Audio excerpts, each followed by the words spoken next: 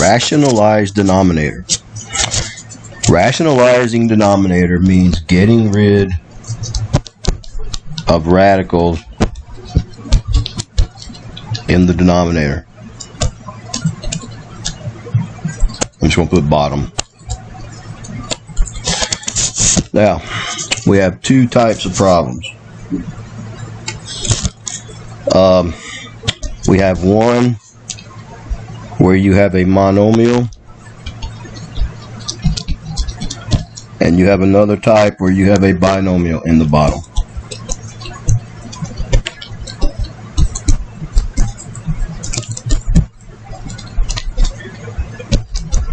Okay, one of them is pretty easy. The other you got to do a little work on. Let's start with the monomial. All right, the problems will look like this. You'll have like, let me change it. You'll have like something over the square root of something, in this case 3 over square root of 7. I might have square root of 5 over square root of 11x, something like that. To do the monomials, you multiply the top and the bottom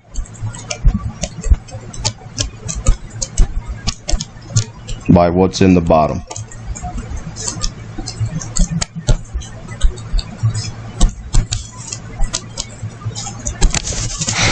That does not look like the word bottom. So for this first one, since there is a square root of 7 in the bottom, I multiply the top and the bottom by a square root of 7. What's going to happen? In the bottom, you're going to get the square root of 49, and that's going to simplify down to the square, just 7 by itself. The goal is to get that to be something without a square root in the bottom. Look at this one. What's in the bottom is a square root of 11x, so we're going to multiply the bottom and the top by a square root of 11x. Multiply the 2 in the top, we'll get square root of 55x. In the bottom, we'll get square root of 121 x squared, which simplifies down to 11x in the bottom. This is the answer. Now you cannot cancel out the x's because one x is under the radical sign and the other one is not. So that has to be the answer. Alright, let's do a couple more. Let's say I had 9 plus square root of 3 over square root of 2. So we're going to multiply the top and the bottom by square root of 2.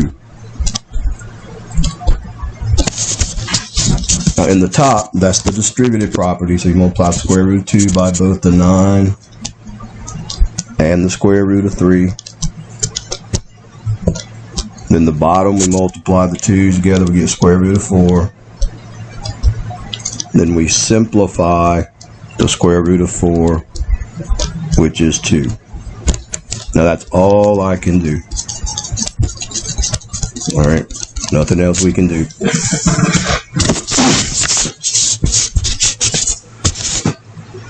Now let's do another one. Oh, let's do, I don't know, they all work the same, y'all. We'll just do, let's do square root of 3 over square root of, oh, I don't know, let's do 6.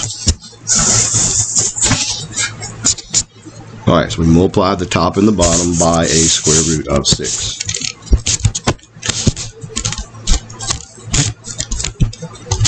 So we're going to get square root of 18 up top over square root of 36.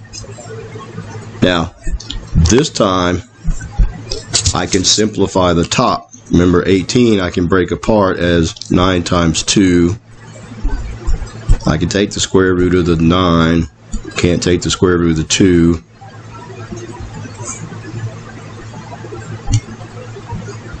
And in the bottom we've got a 6.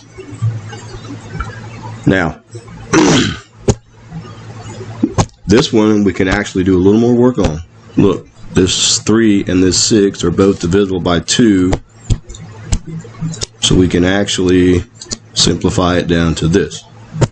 Now, I cannot cancel out the 2's because one is under a square root and the other is not. Stop where I stop. Now, before I get to the binomial, I want to do some multiplication like I did in the previous lecture. I want to do a binomial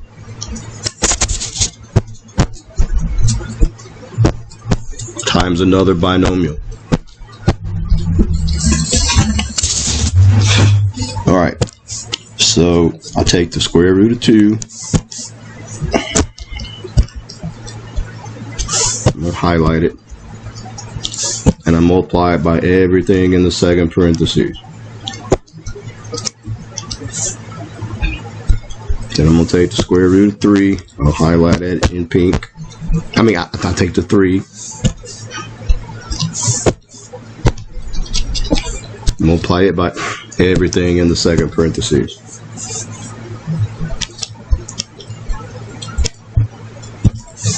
So we're going to get square root of 4 minus 3 square root of 2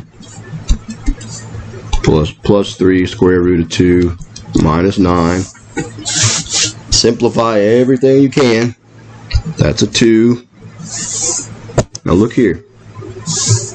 These two terms in the middle, they are opposites. That means they're going to cancel each other out. And then you're left with a minus 9. And then we keep simplifying that and we'll get negative 7. I started out with something with square roots. I ended up with an answer with no square roots at all. This is how we're going to do the next type. We're going to use this concept. Notice up here, when the middle terms canceled out, the signs were opposite. I'm going to do a different color here.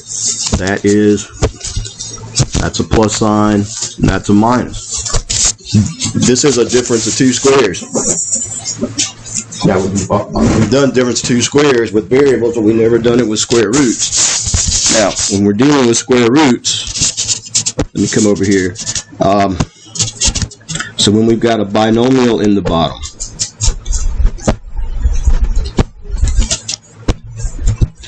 we're going to do the process I just did, and we'll do something called multiply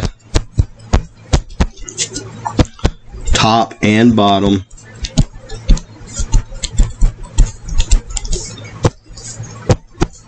by what we call the conjugate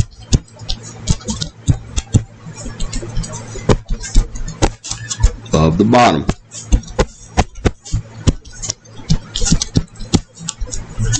So conjugate's a new word. A binomial and its conjugate.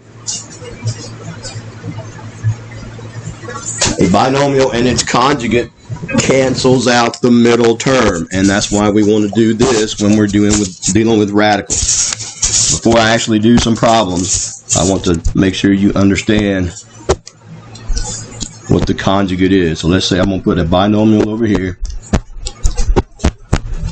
and on this side I'm going to put its conjugate.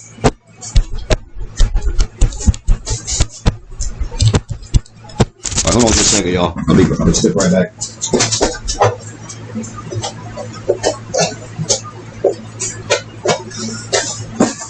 Okay, so we're looking for conjugates.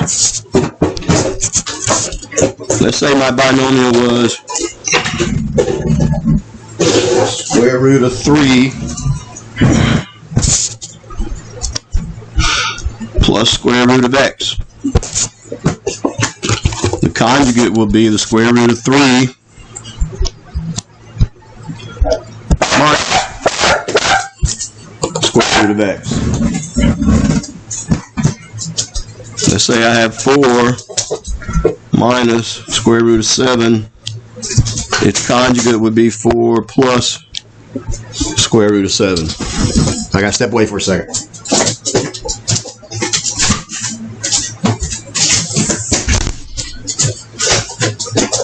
Okay, I'm back. Now, let's do one more just to make sure you're seeing this. So notice this, that the terms are exactly the same, but the signs are different. That's what makes it the conjugate. All right, so one more, just to make sure.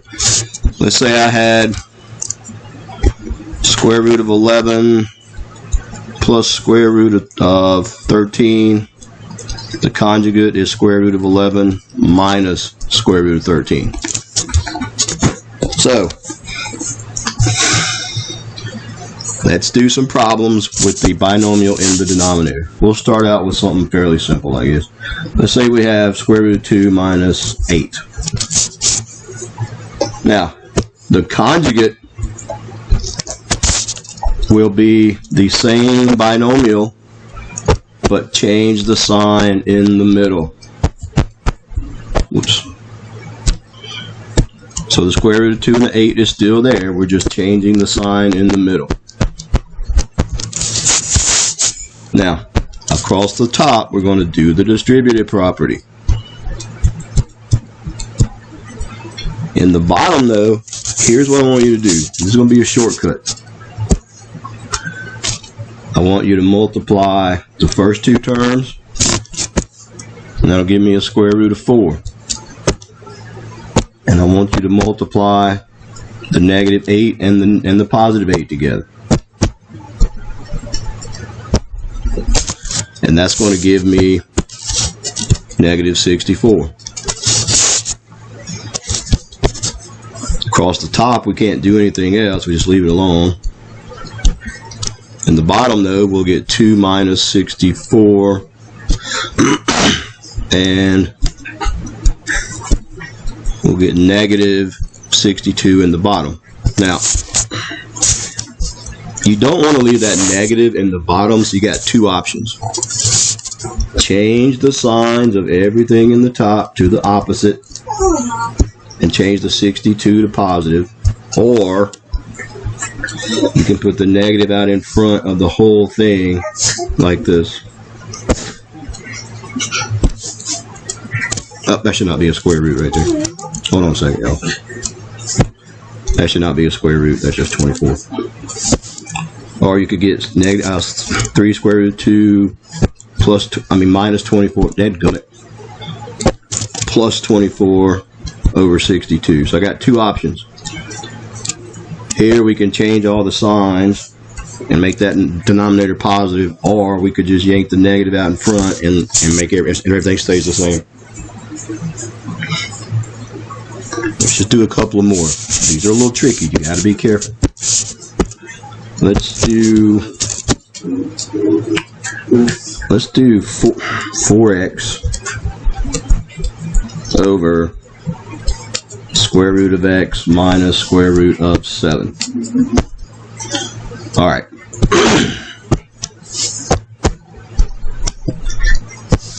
Got to multiply by the conjugate, and the conjugate is the same binomial, the same terms, the x and the square root of 7, but we put a plus sign in the middle since this was a minus.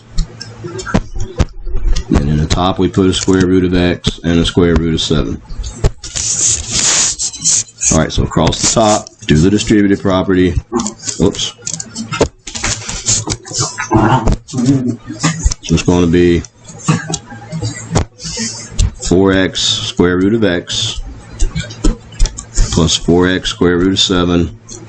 Now, the bottom, remember, multiply the x's to multiply the first pieces together. We'll get square root of x squared.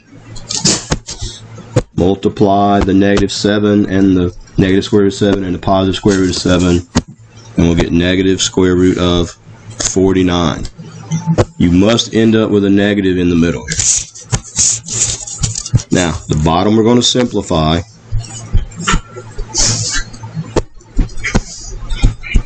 I can't do anything with the top, but the bottom Square root of x squared is x, minus square root of 49 is 7. This is the final answer. Alright, let's do another one. We'll do 7 over 8 minus the square root of 3. Why not? Alright. The conjugate will be the 8 and the square root of 3 with a plus sign in the middle. So across the top, do the distributive property. We get 56 plus 7 square root of 3. In the bottom, we're going to multiply the 2h together, and we get 64. We're going to multiply the negative square root of 3 with the plus square root of 3, and we'll get minus square root of 9. The top I keep working. I mean, at the top I don't do anything with it actually. And then at the bottom we got 64 minus 3. So we'll end up with 56 plus 7 square root of 3 over 61. That's the final answer. So, watch this video 100 times if you have to. But the conjugate has the opposite sign of the original binomial. So make sure that you change the sign, and we're doing the distributive property. And you will have no square roots left in the bottom. That's important. You got to make sure there's no square roots left.